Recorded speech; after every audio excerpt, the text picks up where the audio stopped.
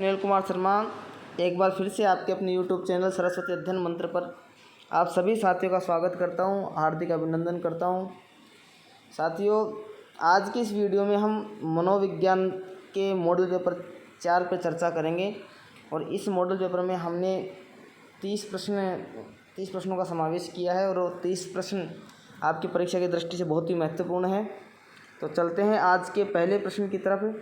आज के हमारे प्रश्न पत्र का जो पहला प्रश्न है साथियों, वो है पियाजे के संज्ञानात्मक विकास सिद्धांत में अमूर्त तर्क एवं परिपक्व नैतिक चिंतन किस अवस्था की विशेषताएं हैं। साथ ही इसमें हमारे से दो बातें पूछी गई हैं कि पियाजे ने जो संज्ञानात्मक विकास सिद्धांत दिया है, उस विकास सिद्धांत में अमूर्त तर्क करने की योग्यता और परिपक्व नैतिकता बालक में किस अवस्था में आती हैं। तो ऑप्शन ए हमारे सामने है संवेदनात्मक गामक अवस्था, ऑप्शन नंबर बी है पूर्व क्रियात्मक अवस्था, ऑप्शन नंबर सी है औपचारिक संक्रियावस्था और ऑप्शन नंबर डी है मूर्त संक्रिया अवस्था। तो साथियों, पियाजे के संज्ञानात्मक विकास सिद्धांत के अनुसार यदि हम बात करें अमूर्त तर्क और परिपक्व नैतिक चिंतन की, तो ये सभी विशेषताएं जो आती हैं वो है हमारी ऑप्शन नंबर सी औपचारिक संक्रियात्मक अवस्था, जिसे हम फॉर्मल स्टेज भी कहते हैं या अबस्ट्रेट स्टेज भी कहते हैं। बढ़ते हैं हम नेक्स्ट प्रश्न की तरफ। नेक्स्ट हमारा जो प्रश्न होगा साथियों, वो है जन्मजात वैयक्तिक गुणों का योगफल है। रिक्त स्थान दिया गया है, रिक्त स्थान में जो उचित शब्द आएगा उसका समावेश हमें यहाँ करना है। तो हमारे सामने दो शब्द दिए हुए हैं कि एक तो जन्मजात किन वैयक्तिक गुणों का योगफल है। जन्मजात कैसे व्यक्तिगत गुणों का योगफल है। ऑप्शन नंबर ए में है समानता, ऑप्शन नंबर बी में है निरंतरता, ऑप्शन नंबर सी में है वंशानुक्रम और ऑप्शन नंबर डी है युयुत्सा। तो साथियों, इसका जो राइट आंसर होगा वो होगा हमारा ऑप्शन नंबर सी, यानी कि वंशानुक्रम जन्मजात वैयक्तिक गुणों का क्या है, योगफल है। बढ़ते हैं नेक्स्ट प्रश्न की तरफ। नेक्स्ट हमारा जो प्रश्न है साथियों, मनोवैज्ञानिकों के अनुसार निम्नलिखित में से किस विधि द्वारा मूल प्रवृत्तियों में परिवर्तन लाया जा सकता है। यानी कि जो हमारी मूल प्रवृत्तियां हैं, जैसा कि मैकडूगल ने 14 मूल प्रवृत्ति जो बताई है, उन मूल प्रवृत्तियों में परिवर्तन लाने का कौन सा उपाय हो सकता है। ऑप्शन नंबर ए है साथियों सहसंबंध, ऑप्शन नंबर बी है मार्गांतरीकरण, ऑप्शन नंबर सी है विलयन और ऑप्शन नंबर डी है नवीनीकरण। तो साथियों, यदि मूल प्रवृत्तियों में परिवर्तन लाना है तो इसके लिए हमें कौन सी प्रविधि का प्रयोग करना पड़ेगा, मार्गांतरीकरण। तो इसका जो राइट आंसर होगा वो होगा मार्गांतरीकरण, यानी कि रास्ता बदल करके हमें। बढ़ते हैं नेक्स्ट प्रश्न की तरफ। नेक्स्ट हमारा साथियों प्रश्न है प्रत्ययों का बनते रहना एक प्रक्रिया है। यानी कि हमारे जो मस्तिष्क में जो प्रत्यय निर्माण की जो प्रक्रिया है वो लगातार बनते रहना एक प्रकार की कैसी प्रक्रिया है। ऑप्शन नंबर सी है ए है विषम, ऑप्शन नंबर बी है अनियमित, ऑप्शन नंबर सी है सामयिक, ऑप्शन नंबर डी है संचयी। तो साथियों, यदि मस्तिष्क में लगातार प्रत्ययों का बना रहना या बनते रहने की जो प्रक्रिया है वो कैसी प्रक्रिया है, तो इसका राइट आंसर होगा संचयी, यानी कि उनका क्या होता है हमारे मस्तिष्क में, संचय।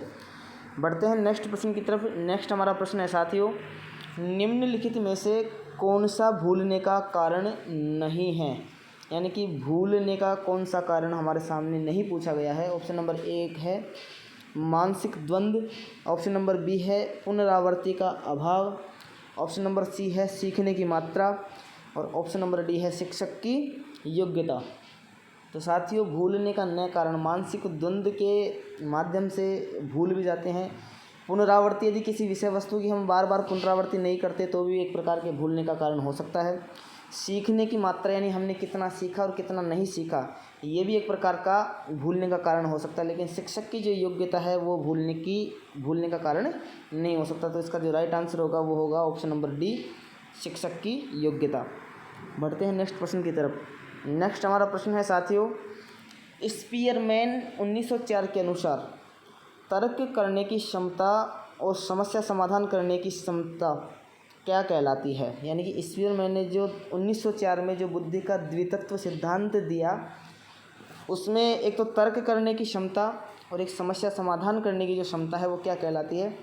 ऑप्शन नंबर ए है एस कारक, ऑप्शन नंबर बी है जी कारक, ऑप्शन नंबर सी है विशिष्ट बुद्धि, और ऑप्शन नंबर डी है सांस्कृतिक बुद्धि। तो साथ ही इसका जो राइट आंसर होगा वो होगा ऑप्शन नंबर बी यानी जी कारक। यानी कि जो सामान्य जो कारक उन्होंने बताया उस सामान्य कारक के अंतर्गत ये बातें बताई हैं कि समस्या समाधान या तर्क करने की जो योग्यता बालक में पाई जाती है वो जी यानी जी फैक्टर में पाई जाती है। बढ़ते हैं नेक्स्ट प्रश्न की तरफ। नेक्स्ट हमारा प्रश्न है साथियों, पढ़ाते समय सामान्य कक्षा में अध्यापक का सर्वाधिक ध्यान किस मनोवैज्ञानिक तथ्य पर होना चाहिए। यानी कि अध्यापक को कक्षा समय में अध्यापन कराते समय सर्वाधिक ध्यान किस तरफ होना चाहिए। ऑप्शन नंबर एक है शिक्षण तकनीक, ऑप्शन नंबर बी है शारीरिक क्षमता, और ऑप्शन नंबर सी है वैयक्तिक विभिन्नता, और ऑप्शन नंबर डी है पारिवारिक स्थिति। तो साथियों, यदि कोई शिक्षक की कक्षा में कक्षा अध्यापन करवा रहा है तो सबसे पहले उनको वैयक्तिक विभिन्नताओं का ध्यान रखते हुए अध्यापन करवाना चाहिए। तो इसका जो राइट आंसर होगा वो होगा ऑप्शन नंबर सी यानी कि वैयक्तिक विभिन्नता। बढ़ते हैं नेक्स्ट प्रश्न की तरफ। नेक्स्ट प्रश्न है साथियों, अधिगम स्थानांतरण के द्वितत्व सिद्धांत के प्रवर्तक थे। सॉरी, ये अधिगम का नहीं होगा साथियों, यहाँ ये होगा यहाँ बुद्धि स्थानांतरण के द्वितत्व सिद्धांत के जो प्रवर्तक थे उनके बारे में पूछा गया है। ऑप्शन नंबर ए है थॉर्नडाइक, ऑप्शन नंबर बी है स्पीयरमैन, ऑप्शन नंबर सी है जड, और ऑप्शन नंबर डी है गिलफोर्ड। तो अभी हमने पिछले प्रश्न में चर्चा की थी कि जो बुद्धि का जो 1904 में स्पीयरमैन ने जो सिद्धांत दिया उस सिद्धांत का जो नामकरण था वो था द्वितत्व सिद्धांत, या उसी सिद्धांत को हम सामान्य या विशिष्ट बुद्धि का सिद्धांत के नाम से भी जानते हैं। तो इसका जो राइट आंसर होगा साथियों वो होगा ऑप्शन नंबर बी स्पीयरमैन। बढ़ते हैं नेक्स्ट प्रश्न की तरफ साथियों। नेक्स्ट हमारा प्रश्न है, सीखी हुई बात को स्मरण रखने या पुनः स्मरण करने की असफलता कहलाती है। यानी कि कोई बात है जो स्मरण रखनी है हमें, यानी कि याद रखना उसको, या पुनः स्मरण करने की जो असफलता है उसको हम मनोवैज्ञानिक भाषा में क्या कहेंगे। ऑप्शन नंबर ए है पुनः स्मरण, ऑप्शन नंबर बी है विस्मृति, ऑप्शन नंबर सी है संवेदना, और ऑप्शन नंबर डी है स्मृति। तो साथियों, इसका जो राइट आंसर होगा वो होगा ऑप्शन नंबर बी यानी कि उसको क्या कहा जाता है, विस्मृति। बढ़ते हैं नेक्स्ट प्रश्न की तरफ। नेक्स्ट हमारा प्रश्न है साथियों, व्यक्ति में उन मनोशारीरिक अवस्थाओं का गतिशील संगठन है जो उसके पर्यावरण के साथ अद्वितीय सामंजस्य निर्धारित करता है कहलाता है। यानी कि व्यक्ति का जो मनोशारीरिक अवस्थाओं का जो गतिशील संगठन है उस गतिशील संगठन का पर्यावरण के साथ सामंजस्य स्थापित होना क्या कहलाता है। ऑप्शन नंबर ए है व्यक्तित्व, ऑप्शन नंबर बी है समायोजन, ऑप्शन नंबर सी है संवेदना, ऑप्शन नंबर डी है चरित्र। तो साथियों, इसका जो राइट आंसर होगा वो होगा व्यक्तित्व। और जी आल्पोर्ट ने ये परिभाषा दी है व्यक्तित्व की कि मनोशारीरिक अवस्थाओं का जो गतिशील संगठन है उसका वातावरण के साथ या पर्यावरण के साथ जो सामंजस्य स्थापित होता है वो व्यक्तित्व कहलाता है। तो आप ये भी याद रखेंगे कि जो आल्पोर्ट की व्यक्तित्व की परिभाषा है वो यही परिभाषा है। बढ़ते हैं नेक्स्ट प्रश्न की तरफ। नेक्स्ट हमारा प्रश्न है, सामान्य पुरुष में XY गुणसूत्र होते हैं जबकि सामान्य महिला में होते हैं। तो सामान्य महिलाओं में जो गुणसूत्र होते हैं उनके बारे में चर्चा की गई है। ऑप्शन नंबर ए है XX गुणसूत्र, ऑप्शन नंबर बी है XYY गुणसूत्र, ऑप्शन नंबर सी है XXX गुणसूत्र, और ऑप्शन नंबर डी है X गुणसूत्र। तो साथियों, इसका जो राइट आंसर होगा वो होगा ऑप्शन नंबर ए। पुरुषों में सामान्यतः XY होते हैं और महिलाओं में जो सामान्यतः जो गुणसूत्र होते हैं वो होते हैं XX। बढ़ते हैं नेक्स्ट प्रश्न की तरफ। नेक्स्ट हमारा प्रश्न है, अभिप्रेरणा का वर्गीकरण होता है। यानी कि अभिप्रेरणा का वर्गीकरण हम किस प्रकार से कर सकते हैं। ऑप्शन नंबर ए है स्वाभाविक और कृत्रिम, ऑप्शन नंबर बी है कम महत्वपूर्ण तथा अधिक महत्वपूर्ण, ऑप्शन नंबर सी है जन्मजात तथा अर्जित, और ऑप्शन नंबर डी है अभिप्रेरणा तथा प्रलोभन। तो साथियों, इस प्रश्न के बारे में यदि चर्चा करें कि अभिप्रेरणा का यदि वर्गीकरण पूछा गया हमारे से, तो वर्गीकरण यदि मूल रूप से देखें तो दो प्रकार से किया गया है। अभिप्रेरणा एक प्रकार से जन्मजात होती है और दूसरी अर्जित होती है। इसका जो राइट आंसर होगा वो होगा ऑप्शन नंबर सी, जन्मजात एवं अर्जित। बढ़ते हैं नेक्स्ट प्रश्न की तरफ साथियों। नेक्स्ट प्रश्न हमारा, सीखने की प्रक्रिया में सीखने का स्थानांतरण हो सकता है। यानी कि जो अधिगम की जो प्रक्रिया है उसमें अधिगम का स्थानांतरण कैसा हो सकता है। ऑप्शन नंबर ए है सकारात्मक, ऑप्शन नंबर बी है नकारात्मक, ऑप्शन नंबर सी है शून्य और ऑप्शन नंबर डी है ये सभी। तो साथियों, यदि अधिगम की प्रक्रिया में यदि हम देखें तो अधिगम की प्रक्रिया में यदि हमने कुछ सीखा है तो वो सकारात्मक होगा, यदि सीखे हुए में किसी चीज़ का हानि हुई है तो वो नकारात्मक होगा, यदि कुछ भी नहीं सीखा तो वो शून्य। तो सीखने की प्रक्रिया में ये तीनों प्रकार के स्थानांतरण हो सकते हैं, या इन्हीं को हम कहेंगे धनात्मक, ऋणात्मक या शून्य। तो इसका जो राइट आंसर होगा वो होगा ये सभी। बढ़ते हैं नेक्स्ट प्रश्न की तरफ। नेक्स्ट हमारा प्रश्न है, निम्न में से कौन सा मत अंतर्दृष्टि द्वारा सीखने की व्याख्या करता है? बहुत ही अच्छा प्रश्न है साथियों कि अंतर्दृष्टि द्वारा सीखने की जो व्याख्या करता है वो मनोविज्ञान का कौन सा ऐसा संप्रदाय है जो इसे अंतर्दृष्टि द्वारा सीखने की व्याख्या करता है? ऑप्शन नंबर ए है मनोविश्लेषणवाद, ऑप्शन नंबर बी है व्यवहारवाद, ऑप्शन नंबर सी है संबंधवाद और ऑप्शन नंबर डी है गेस्टाल्टवाद।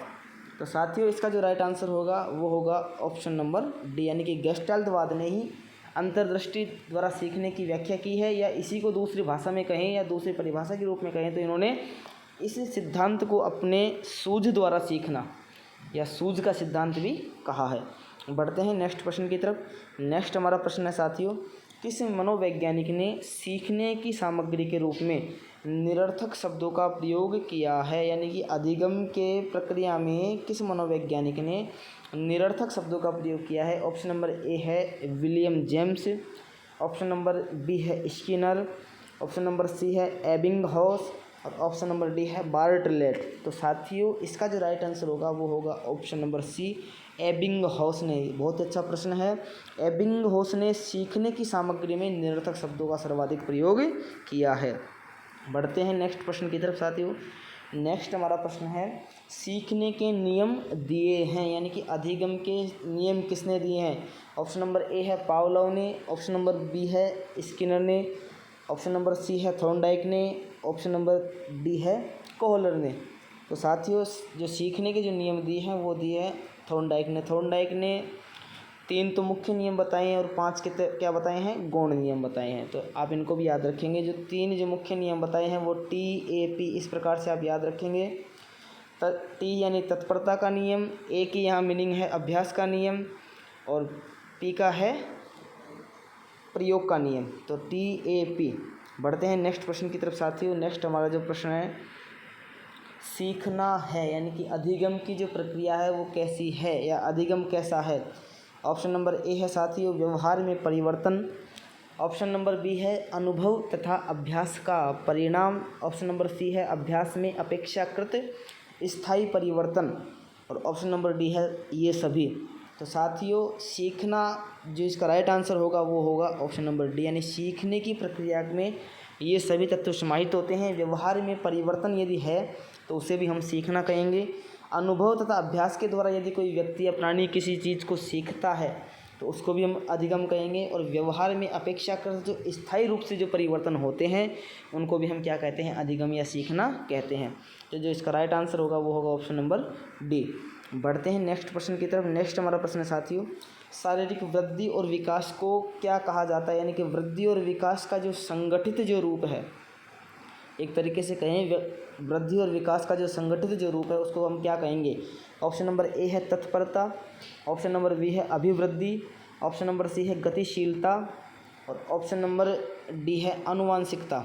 तो साथियों, वृद्धि और विकास का यदि संगठित रूप यदि कहा जाए तो उसको कहेंगे हम अभिवृद्धि। और वृद्धि और विकास के बारे में यदि चर्चा करें तो वृद्धि जो है वो हमारे परिपक्व अवस्था तक चलती है, यानी कि एक तरीके से कहें तो किशोरावस्था तक चलने वाली प्रक्रिया है। और विकास जो है वो है जन्म पर्यंत चलने वाली एक प्रक्रिया है। बढ़ते हैं नेक्स्ट प्रश्न की तरफ साथियों। नेक्स्ट हमारा प्रश्न है, चिंतन संज्ञानात्मक पक्ष में एक मानसिक क्रिया है, यह कथन किसने दिया है? बहुत अच्छा प्रश्न है साथियों। चिंतन से ऐसा प्रश्न पूछने की भी आशा रहेगी परीक्षा में कि चिंतन संज्ञानात्मक पक्ष में एक मानसिक क्रिया है, यह कथन किसने दिया? ऑप्शन नंबर ए है डीवी द्वारा, ऑप्शन नंबर बी है गिलफोर्ड द्वारा, ऑप्शन नंबर सी है क्रूज द्वारा और ऑप्शन नंबर डी है रोस द्वारा। तो साथियों, इसका जो राइट आंसर होगा वो होगा ऑप्शन नंबर डी, रोस ने कहा है कि चिंतन जो है वो संज्ञानात्मक पक्ष में यानी कि कॉग्निटिव जो फैक्ट है उसमें एक मानसिक क्रिया है। बढ़ते हैं नेक्स्ट प्रश्न की तरफ। नेक्स्ट हमारा प्रश्न है साथियों, बाल मनोविज्ञान के आधार पर कौन सा कथन सर्वोत्तम है, यानी कि बाल मनोविज्ञान के आधार पर हम किस कथन की व्याख्या सर्वाधिक मान्य रूप में कर सकते हैं। तो ऑप्शन नंबर ए है सारे बच्चे एक जैसे हैं, ऑप्शन नंबर बी है कुछ बच्चे एक जैसे होते हैं, ऑप्शन नंबर सी है कुछ बच्चे विशिष्ट होते हैं, और ऑप्शन नंबर डी है प्रत्येक बच्चा विशिष्ट होता है। तो साथियों इसका जो राइट आंसर होगा वो होगा ऑप्शन नंबर डी, यानी बाल मनोविज्ञान ये कहता है कि जो प्रत्येक बालक है वो अपने आप में क्या है, विशिष्ट है, स्पेशल है। बढ़ते हैं नेक्स्ट प्रश्न की तरफ। नेक्स्ट हमारा प्रश्न है साथियों, अभिप्रेरणा एक वह प्रक्रिया है जो, ऑप्शन नंबर ए है व्यवहार को ऊर्जित करती है और उसे बनाए रखती है, ऑप्शन नंबर बी है व्यवहार को निर्देशित एवं नियमित करती है, ऑप्शन नंबर सी है व्यवहार को प्रत्यक्ष अवलोकनीय बनाती है, और ऑप्शन नंबर डी है व्यवहार को चयनित और लक्ष्योन्मुखी करती है।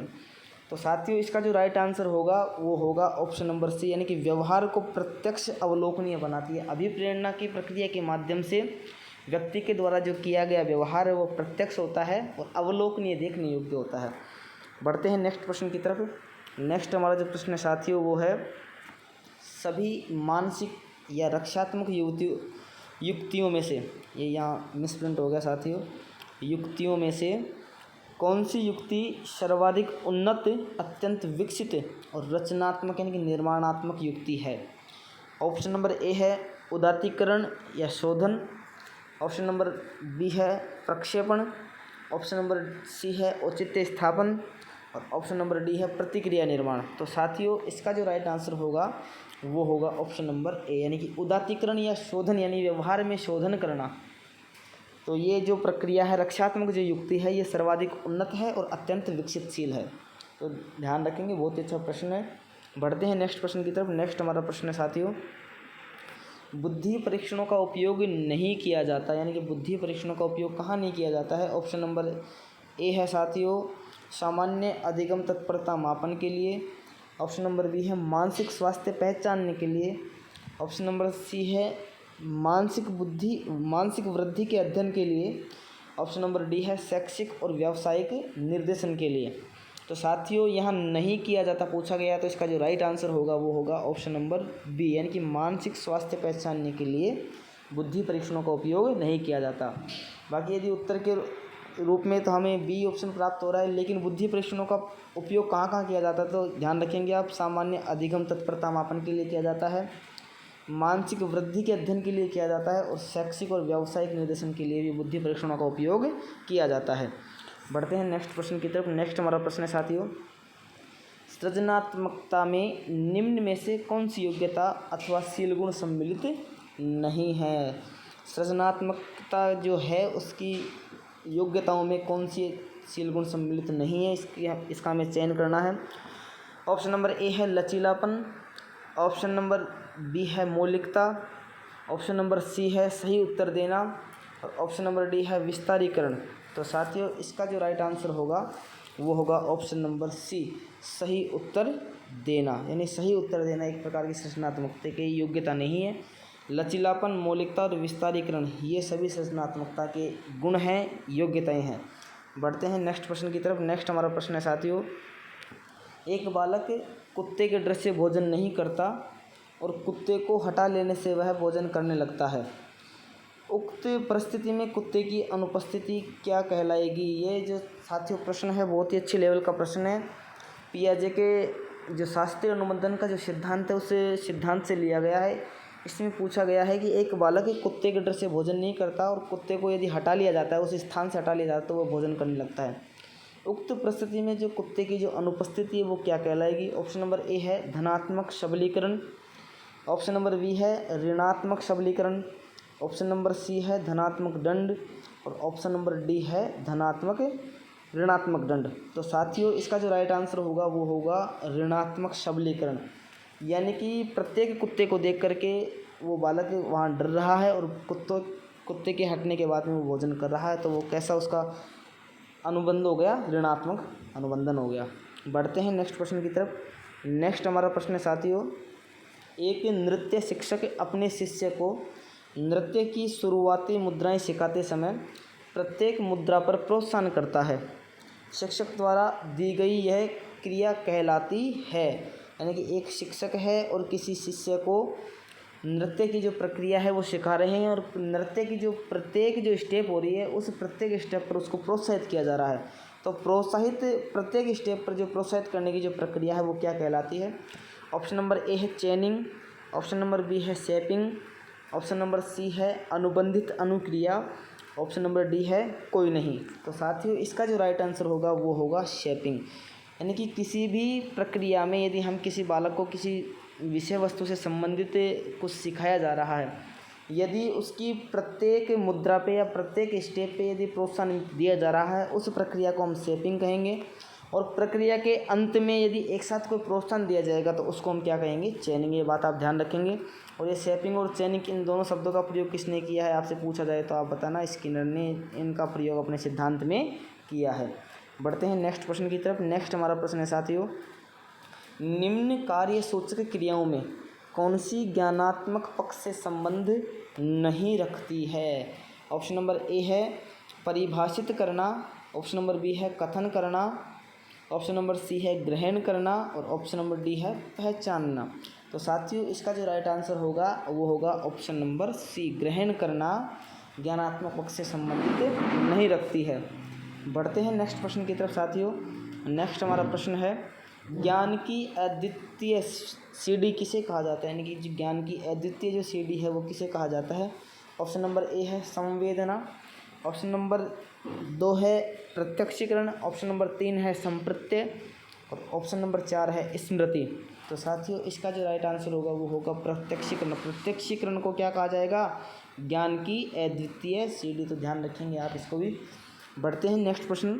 नेक्स्ट हमारा प्रश्न है साथियों, ब्लूम के शैक्षिक उद्देश्यों के अनुसार पूर्व कथन तथा भविष्यवाणी करना, निष्कर्षों को निकालना, परिणामों का अनुमान लगाना किस उद्देश्य के अंतर्गत आता है? बहुत अच्छा प्रश्न है साथियों। ब्लूम ने जो शैक्षिक उद्देश्य जो बताए हैं, ज्ञानात्मक, भावात्मक और क्रियात्मक 3 प्रकार के जो शैक्षिक उद्देश्य बताए हैं, उन शैक्षिक उद्देश्यों में से पूर्व कथन तथा भविष्यवाणी करना, निष्कर्षों को निकालना, परिणामों का अनुमान लगाना कौन से उद्देश्य के अंतर्गत आते हैं?